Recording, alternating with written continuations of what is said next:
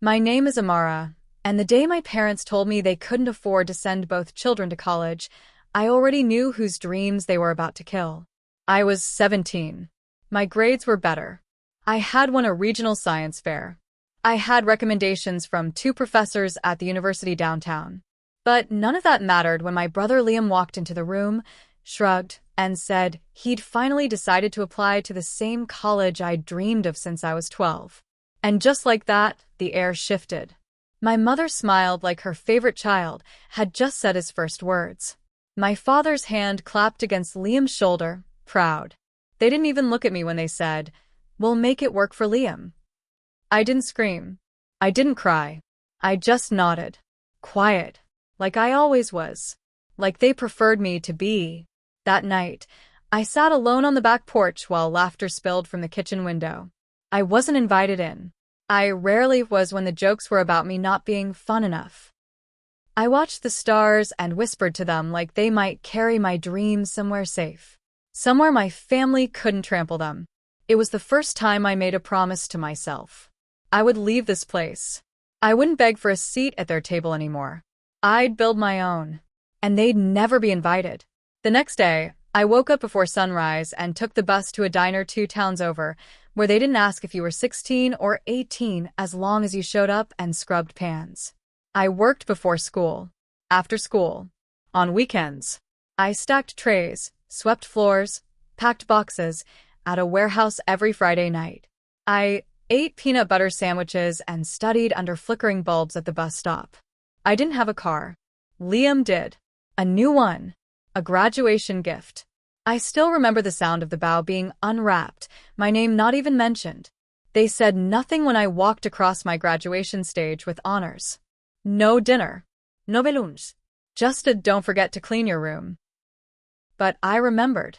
Everything.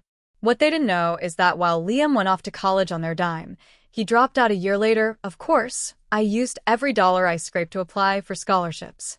Late nights turned into early mornings. Rejection letters turned into one acceptance. One was enough. It was a community college at first, with textbooks older than me and classrooms that smelled like mildew. But it was mine. Every credit, every hour I sat in a class while half asleep from working the night shift, I earned it. 2 years in, I transferred to a university no one in my family had ever heard of. They didn't ask. They never called. I didn't bother correcting them when they told family friends I was just doing something local. Let them talk. I was too busy coding an app for a class project, an app that helped small businesses manage inventory without paying for expensive software. My professor liked it. He introduced me to someone. That someone turned into a summer internship. That internship turned into a job offer I couldn't believe.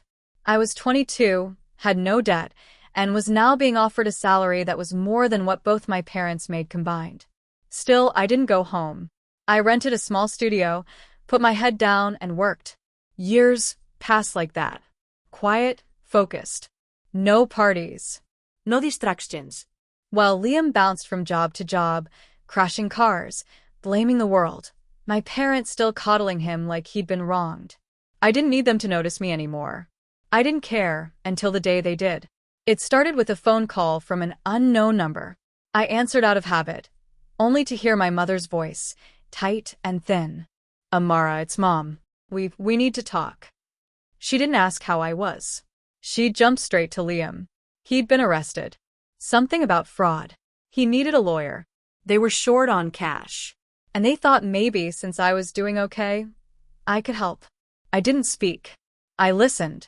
I listened to every word, every desperate, twisted explanation. And then I remembered the night I ate cereal for dinner in a room with no heat while Liam threw a party in the living room and crashed my mattress on purpose, just to mess with me. I told her no. One word. Flat. Final. I could hear the shock in her silence. As if she'd forgotten I existed until she needed something. I hung up before she could find a way to guilt me. I stared at my phone after, surprised by how light I felt. No guilt. No H. Just space. That night, I wrote a short blog post about what it means when the people who raised you only clap for someone else. It went viral. Thousands of comments. People saw themselves in my story. I got messages from others, investors, writers, business owners. One offered to fund my next idea. I said yes. And so began the company I never thought I'd have. It was messy at first. We worked out of a sublet with no air conditioning, and the first version of our product crashed weekly. But it grew. I hired smart, hungry people like me. We built software to help freelancers manage their business. The first year, we broke even. The second, we doubled. By the third, we were being interviewed on national radio. And that's when the real story began. I bought a house. Not just a house, a mansion. But I didn't buy it to show off. I bought it in the same neighborhood my parents used to drive through slowly when we were kids, just to imagine what it would be like. Not for people like us, my father once said, adjusting the radio. Now I owned one of those homes. And they walked past it every week on their way to the bus stop, after selling their second car to pay legal fees for Liam. They didn't know it was mine at first. Until one day, while I was standing on the lawn talking to a contractor, my mother froze mid-step. I saw her eyes narrow. She whispered my name like it was a question, not a daughter. I smiled politely. She approached, hesitant. "Amara?" she asked, voice full of disbelief. I nodded.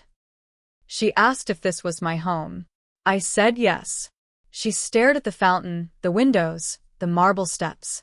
Then she asked the question she'd never asked before. "Can we come in?" I looked at her. At the woman who had watched me wash dishes while Liam broke things. At the woman who had given my dreams away, without flinching. I looked at the house behind me. And then I said, "Not today." And I meant it. Because I wasn't the girl waiting at the table anymore. I wasn't standing outside someone else's future. I had built my own door. And now I decided who walked through. Back inside, I didn't cry. I didn't shake.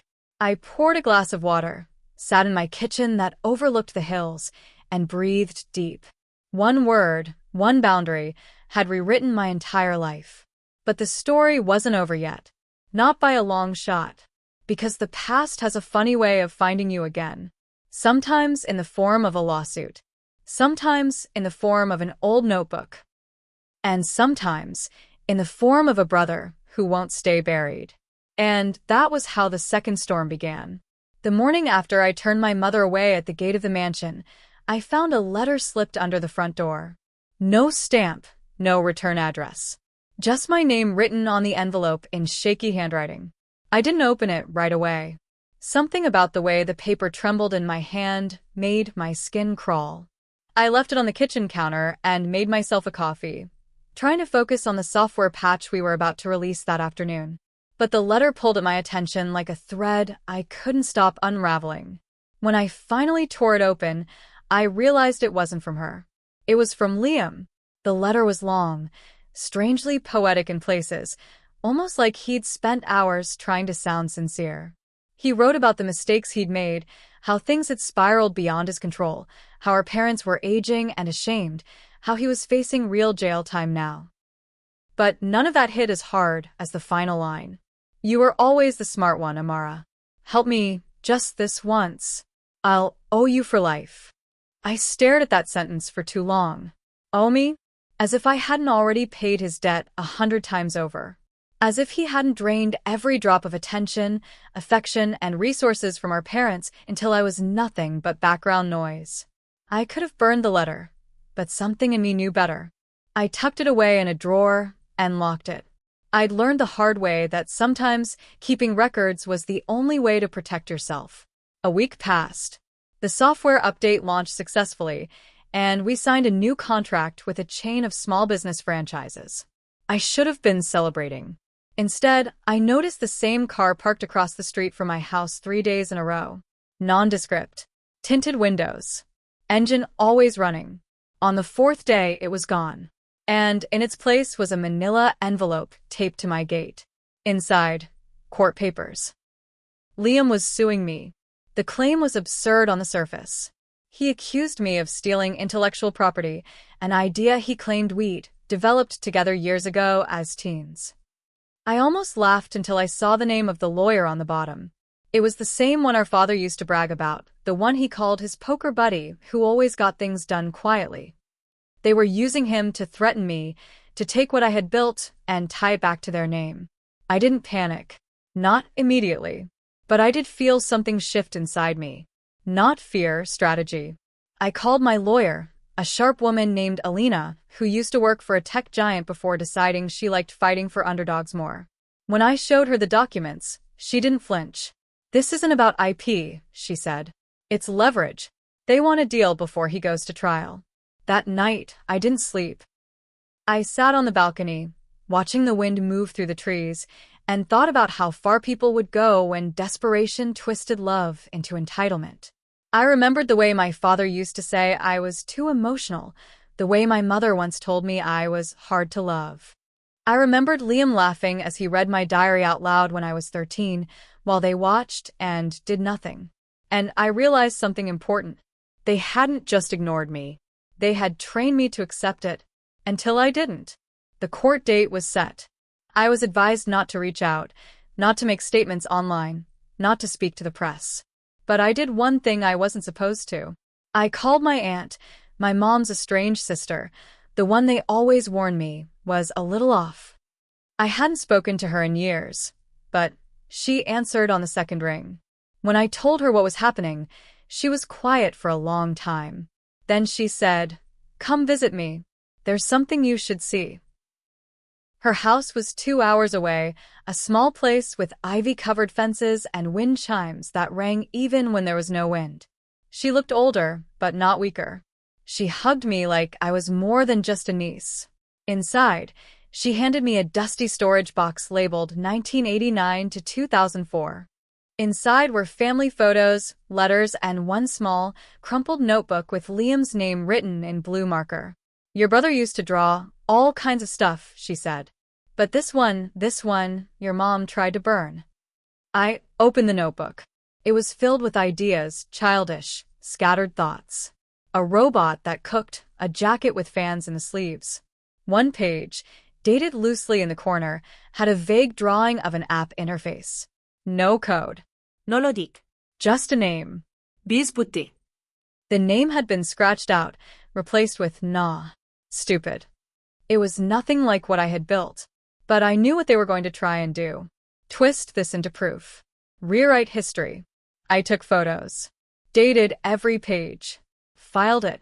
My aunt just nodded. "I never liked the way they treated you," she said.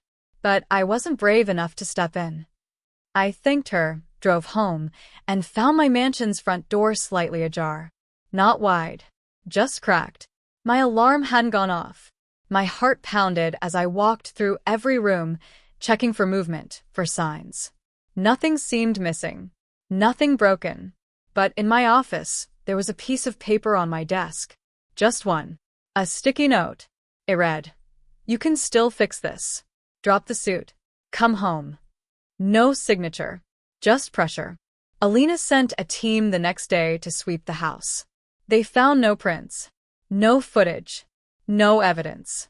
But the message was clear. They didn't want justice. They wanted silence.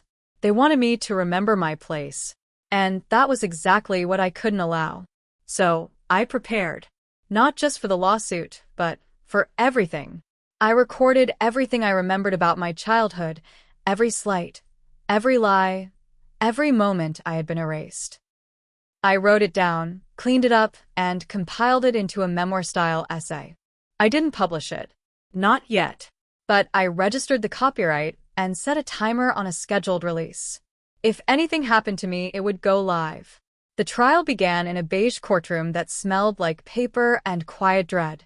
Liam sat at the plaintiff's table in a press suit he hadn't earned, beside a lawyer who smirked too much. My parents sat behind him, stiff, stone-faced.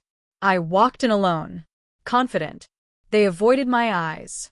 The first day was dry. Legal terms, introductions, objections.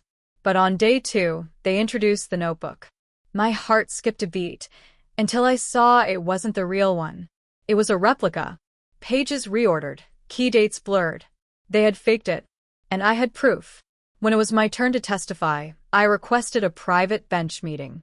Alina submitted the originals, digital backups, photos, metadata. The judge ordered a recess. The courtroom buzzed. Whispers. Eyes shifting. Liam's face turned pale. His lawyer fumbled. My parents looked like they'd aged 10 years in 1 hour. I didn't smile. I waited. When we returned, the judge addressed the room. It appears there has been an attempt to introduce fabricated evidence into this case. We will now be shifting the focus to investigate that action. The tables turned. The lawsuit dissolved. And Liam was arrested for perjury. I walked out of that courtroom with nothing but my name. And that was enough. Outside, reporters swarmed. I said nothing. I didn't need to. The truth had already done its work. That night, I stood at my window as the mansion glowed under the moon. I saw 2 figures walking by. My parents. Heads down. Moving slower than usual. They paused in front of my gate, then moved on. I didn't go out. I didn't wave. I closed the curtain gently. Inside, on my shelf, sat the original notebook. Real. Untouched. Above it, my first company plaque. Next to it, a small photograph of me at 17, holding my graduation certificate, standing alone outside a rented apartment. I looked at that girl, and I whispered, "We made it." But it wasn't the end. Not yet. Because healing isn't the same as forgetting. And sometimes, the ones who broke, you try one last time to get close. And when they did, I was ready. A few weeks after the trial ended, peace became a new kind of silence in my life. No phone calls. No lawyers. No accusations. For the first time in what felt like years, I could hear myself think. I poured more of my time into work, refining our second product, hosting webinars, mentoring a few girls from underserved communities who reminded me of me. I was building something that wasn't just mine, it was bigger than me. My mansion no longer felt like a monument to survival. It felt like a fortress of purpose. But I should have known peace in their world was never permanent. One morning, just after dawn, my security system pinged. Motion at the front gate. I checked the feed, expecting a delivery. Instead, I saw a small woman in a gray cardigan, hair tied back, clutching something in her hand. My mother. Alone. I almost didn't go out. But I did. I walked slowly to the gate and pressed the intercom. She looked up, startled, then relieved. "Amara, please. I'm not here to fight." Her voice was thinner than I remembered. "I just need to give you this." She slid a small envelope under the gate. Then she turned and walked away. No further words. No attempt to manipulate. That scared me more than 1,000 threats.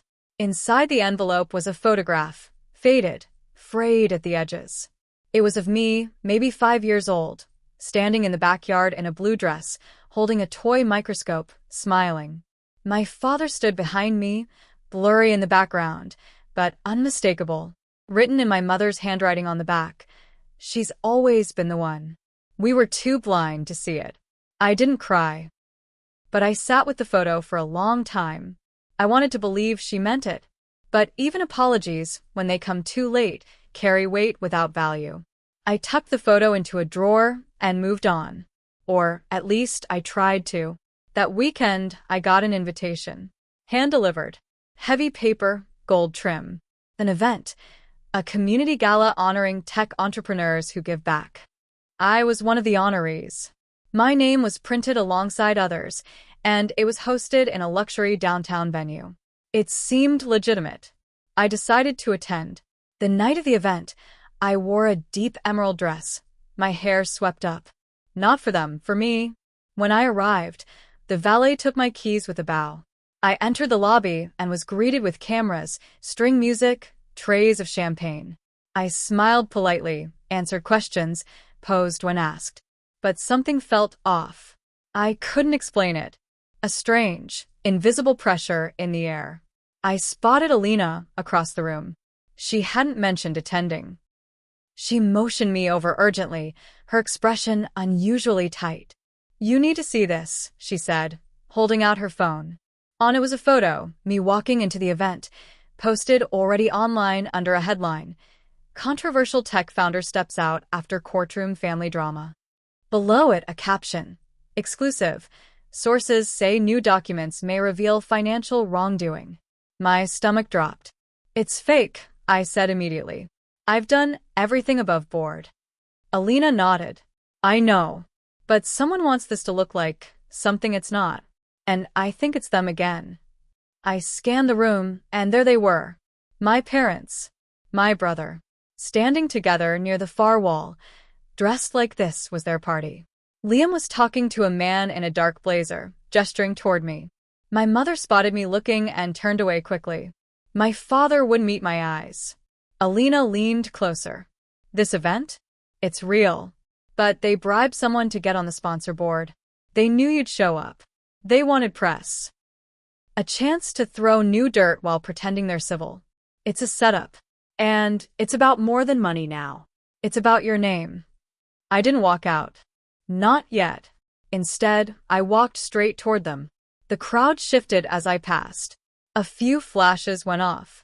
I could feel the heat of whispers. When I reached Liam, he gave me a crooked smile. Didn't think you'd actually show. Brave. I looked him dead in the eyes. I survived worse than this. He smirked. You think the world cares who actually built the software? All they need is one headline and your house of cards folds.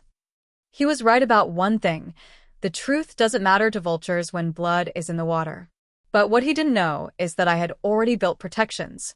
I had transparency audits, third-party records, time-stamped Git logs. Alina had advised me well. Still, I knew their goal wasn't to win. It was to drain me, emotionally, legally, Publicly. and they nearly had. That night, I went home and couldn't sleep. Again. I wandered my mansion like it was haunted. Not by ghosts, but by memories they kept trying to resurrect. The next morning, I opened my laptop and pulled up the unpublished essay I had written months ago. I made one change. I added the story of the gala, word for word. And then I clicked publish. I didn't use names. I didn't point fingers. I told my story as it happened. I told the truth. And I let people decide. It exploded. Shared over 1 million times in 4 days. Celebrities reposted it. Thought leaders commented.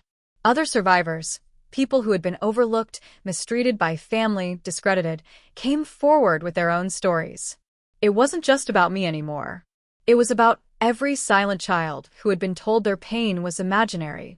And then the final twist came. A week after the post, I received a legal notice. Not from Liam.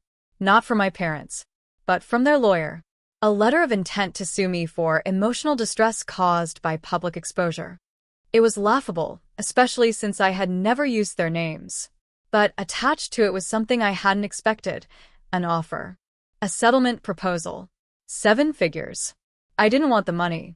But I took the document, added a note in red ink, scanned it, and posted it to my public blog. They tried to buy silence again. Here's my answer. I added no other comment. Just that line. The backlash was immediate. Even their closest friends distanced themselves. My parents shut down their social media. Liam deleted every account. Their house was listed for sale within weeks. And me? I kept building. I launched a scholarship in my name, the Amara Initiative, for girls from neglected homes who needed one break, just one, to escape what they were born into. The first recipient was a girl from my old neighborhood. Her name was Myra, 17, honors student. Her story almost identical to mine. When I handed her the scholarship certificate, she cried and hugged me. I thought no one saw me, she whispered. I did, I told her. My parents tried once more after that. They sent a letter through a mediator. No threats. No apologies either. Just one sentence. We miss you. I didn't respond. Because missing me was never the problem. Erasing me was. So now, when they walk past my mansion, they're not just reminded of what I built. They're reminded of what they gave away. Every day. Step by step. And I don't walk past anything. I walk forward. For a while, it seemed like everything had finally settled. The media firestorm fizzled out. The threats stopped coming, and my company flourished like it had shed a weight it didn't know it was carrying. Our new mentorship platform launched early and drew thousands of signups in its first week. I was invited to speak at a tech summit overseas. I booked the trip, not to prove anything, but because I could. I was living on my terms now, and it was starting to feel normal. But the past has a strange way of testing you the moment you exhale. 3 days before I left for Europe, I received an email from a woman named Liana. The name didn't ring a bell. Her message was brief. I believe I'm your niece. Please don't delete this. Attached was a photo, an ultrasound, dated 5 years ago. I opened it with a heartbeat already slowing, mind running scenarios I didn't want to entertain. I forwarded it to Alina, unsure what I was even asking her to do. Find out if this is real, I typed.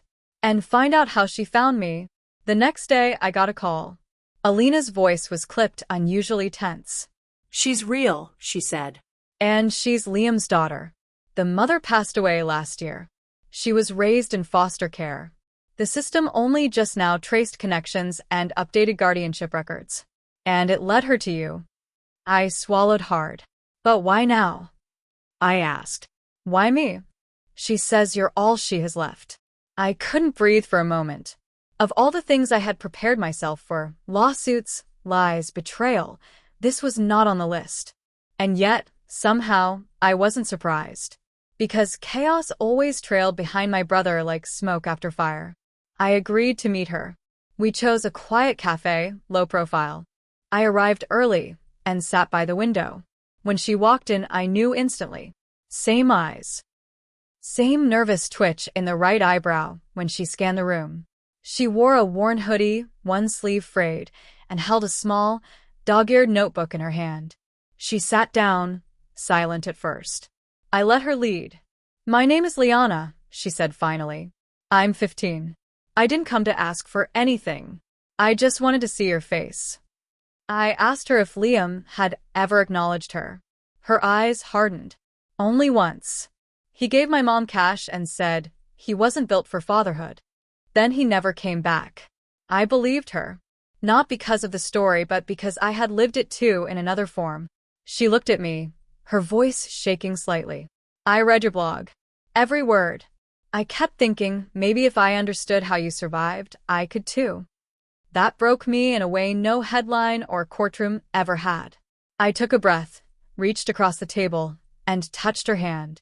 You don't have to survive anymore, I told her. Not alone. Over the next few weeks, we spoke often. Carefully. Slowly. I didn't promise her anything at first, but I made sure she knew where to reach me. She called me once late at night, whispering from a stairwell outside her group home. Someone had stolen her only pair of clean shoes. She wasn't crying. She was just tired. I picked her up myself. By the time I returned from Europe, the paperwork had already begun. I wasn't adopting her, not yet. But I filed for legal guardianship. My team didn't question it. In fact, they rallied. One of our engineers bought her a laptop. Another helped her set up a study schedule. Liana started smiling again, then laughing. And then one afternoon, she painted a picture and stuck it on my fridge without asking. It was the first time the house had ever truly felt like home. But the moment Liam found out, he returned like a shadow.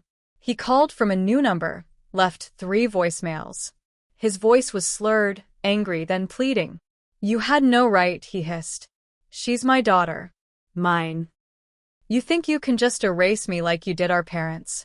I didn't reply. He showed up at the gate the next day. Security didn't let him in, but I watched from the upstairs window as he paced in front of the camera, arms flailing, shouting things I couldn't hear. I wasn't afraid. Not for myself. But I worried what seeing him would do to Liana. I told her the truth that night. Every part of it. What he was, what he had done. What he still wanted to take. She didn't cry. She listened, jaw clenched, and said, he lost me before he even tried. But Liam wasn't finished. He filed for visitation rights. Claimed I was manipulating her. Claimed she was brainwashed against him. The judge demanded a hearing. The trial felt different this time. Not because I was less prepared, but because I wasn't fighting for myself anymore. I was protecting someone else now. A girl who'd only ever known broken promises. The courtroom was tense. Liana sat beside me, hands steady, eyes cold. Liam spoke first, all polished lies and watery apologies. He said he'd changed, said he wanted a chance to reconnect. The judge asked if he had ever paid child support. He said, "I didn't know she existed." A lie. Easily proven. Then the judge turned to Liana. She stood on her own. She said she didn't want a relationship, that he was a stranger, that I was the only person who had shown up without asking for something in return. The judge nodded, and after a pause that felt like the space between lightning and thunder, ruled in my favor. Full guardianship granted. That night, we lit a fire in the backyard. Not to burn memories, but to mark a beginning.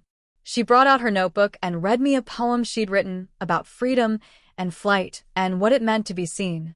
I added it to the fridge. For the first time in my life, I understood something I never had before. Healing isn't just about leaving the past behind. It's about planting something new in its place. But there was one last twist still waiting in the shadows. A few weeks later, I received a package. No return label. Inside, a flash drive. When I plugged it into my laptop, a single folder opened. Photos. Dozens of them. Scanned letters. Receipts. Legal forms. All from when I was a teenager. All proving that my name had been signed off several times on documents I'd never seen. Forgery. Backdated withdrawals. Financial manipulation that explained why I never got a scholarship, why certain college emails disappeared, why I was locked out of opportunities one had earned. It had been planned. Not just indifference. Sabotage. And at the center of it, my father. I sat for a long time, staring at the evidence. My hands trembled, but not from rage. I felt free, because it wasn't my fault. I had always blamed myself for not doing more, not being louder, not pushing harder. But now I saw the truth. They hadn't failed to support me. They had deliberately tried to bury me. And I had risen anyway. I didn't go to the police. I didn't press charges. I just published one last piece, titled, "The Lie They Buried Me With." It was quiet, not angry, just the facts, the photos, the truth. And I never heard from them again. But I did get one message. From a woman I didn't know. She wrote, "Thank you. You put into words what I've never had the courage to say. You saved my daughter from walking the same path." That was enough. That night, Liana curled up beside me on the couch, her head resting on my shoulder. She looked up and whispered, "I think you're more than a survivor. You're a lighthouse." And for the first time in my life, I believed it. But we weren't done yet. Because the world didn't need just one light. It needed more. And we were just getting started. Spring came early that year. For the first time in what felt like a lifetime, the air didn't carry tension. It carried promise. My mansion no longer stood as a monument to defiance. It became a place of motion. Liana had painted her room in soft violet and pinned up a corkboard covered in dreams. She'd started a blog. Quiet at first, but raw and brilliant. She titled it Unheard Until Now. Her third post went viral. I didn't tell her until she noticed the site traffic and shrieked, nearly knocking over her tea. Life felt like it was moving forward. My team expanded. We opened an office downtown and launched a nonprofit arm of the company. I was named one of the 50 most impactful women in tech, and my schedule filled with interviews, mentorship sessions, and even a TEDx talk request. I accepted them all, not for recognition, but because I remembered the girl who once sat on a bus bench with a cold sandwich, wondering if she'd ever be more than invisible. But the past, like a storm, sometimes saves its worst for last. It came in the form of an anonymous email one Tuesday afternoon. The subject line was only a date, April 23rd. No body text. No sender listed. Just an attachment labeled confession_audio, MP3. I paused, hovering over it. Part of me said don't open it. The smarter part said, record everything. I ran it through a secure tool. It was real, not a virus. Just a short audio clip, maybe 3 minutes long. I put on my headphones and hit play. The voice was my father's. Older, slower than I remembered. He was speaking to someone, maybe a lawyer, maybe a recorder, I couldn't tell. But the words were undeniable. We never thought she'd make it. She was too quiet.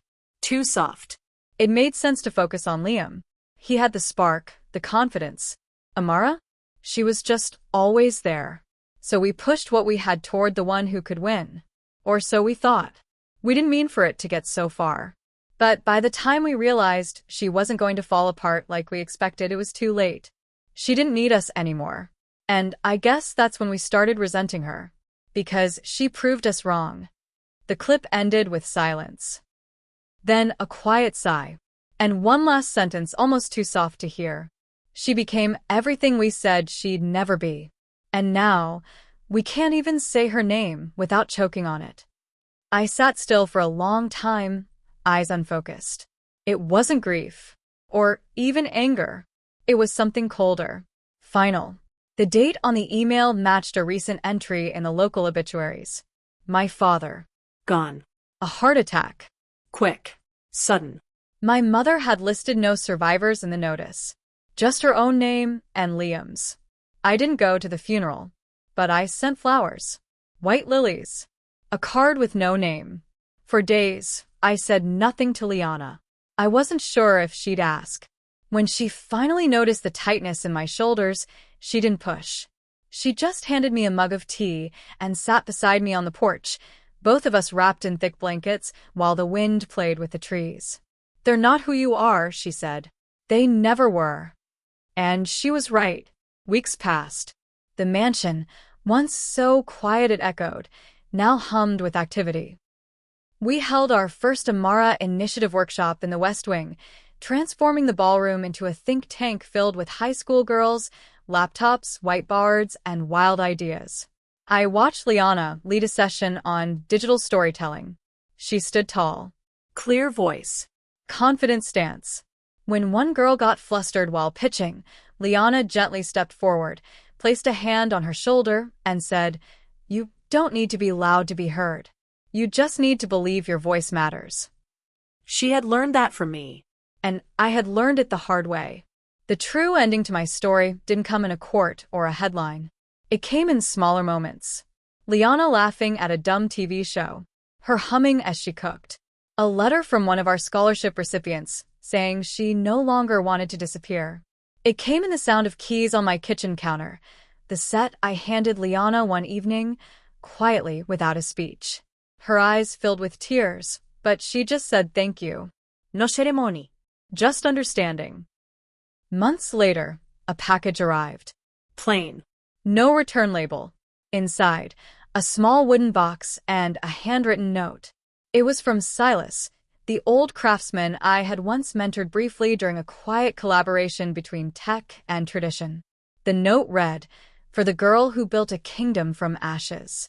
Inside the box were 3 small carved figures. A sparrow, a hawk, and a phoenix. I placed them on the mantel above the fireplace. One night, Liana asked if I'd ever forgive them, my family. I thought about it. Not about Liam or my parents as people, but what they represented. I don't think forgiveness is the point, I said. I think the point is choosing to stop carrying what they dropped on you. Setting it down. And then walking past it. She nodded. I like that. She looked at the phoenix. That one's you. I smiled. No. That one's us. We didn't talk more about it. We didn't need to. The last photo I ever saw of my mother came months later. A neighbor had emailed it. Taken candidly, without malice. My mother, walking slowly down the street, pausing in front of my gate, her hand resting on the stone pillar. She wasn't angry, just old, tired, small. She stood for a few seconds, looking at the house she once claimed would never be ours. Then she turned and walked on. That was the last time she was seen near my neighborhood. And that was okay. Because not everyone is meant to come with you when you rise. The final twist wasn't something anyone expected. It was Liana's 17th birthday. A quiet dinner. Just us and a few friends. Music playing, candles flickering. She stood at the head of the table and tapped her glass for attention. "I want to say something," she said. To Amara. I felt my stomach flip. She smiled at me, calm, steady. "You didn't just save me. You showed me what surviving looks like when you turn it into something beautiful. You didn't have to take me in. You didn't have to stay. But you did. And because of that, I get to believe in people again. I get to believe in me." Everyone clapped. I didn't. I just cried. Quietly. Later that night, after the guests left and the house was still, Liana placed a small notebook on my desk.